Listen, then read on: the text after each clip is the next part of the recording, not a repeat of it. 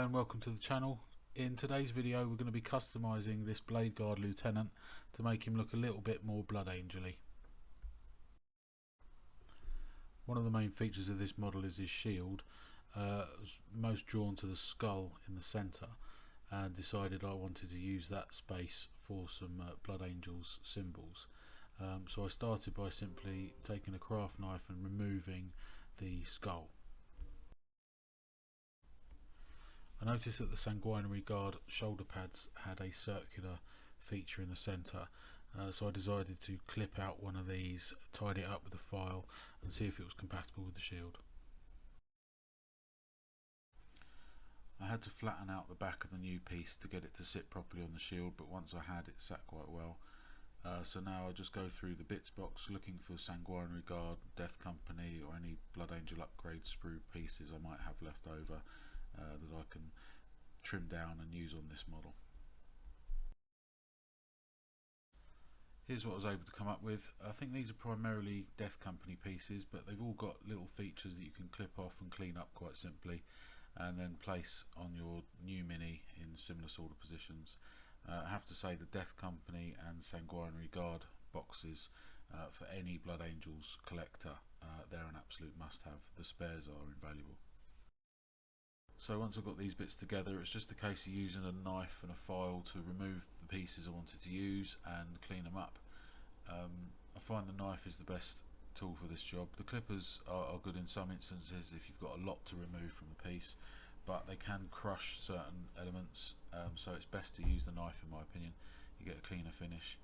Obviously you do have to be careful, but yeah, you clip off the in the case of Blood Angels it's the blood drops, chalices, any kind of winged features, although I don't think I could find any of those this time. So yeah, take off the pieces, clean them up, and then they're ready to be applied to the Mini. Okay, here's what I was able to come up with. Now it's just a case of having a look at the Mini and seeing where these pieces might fit. This is the trickiest part of the process for me. Obviously we're trying to fit parts onto the model that don't necessarily belong there. So in some instances you might have to make a space for the part, either using a knife or a file, just to get a better fit between the two pieces and obviously help you glue to bond. In this case it wasn't too bad actually. I had to remove a spike section from the middle of the iron halo. That's where I decided to place a chalice. Apart from that, it was a case of the little blood drops just attaching where they could. And yeah, so a fiddly part of the process, but obviously it's where the model really starts to come together. During this part of the process I quite often notice parts of the model that look a bit bare, or I find bits that I want to use. In this case I found this chalice attached to this ammo pack that was a perfect fit for the scabbard, so I clipped it off, cleaned it up and put it on the model. One of the simplest ways to customise your minis is the use of the transfers. I have these left over from the Dark Imperium set, as well as the the Stormhaven gunship. As you can see, I've used them here on this other Primaris Lieutenant. He's got transfers on both of the shoulders as well as one on the knee pad. So yeah, a really effective way of getting some identity into your Mini. Okay, so here is our completed Playguard Lieutenant. Good use of the pieces here, I think.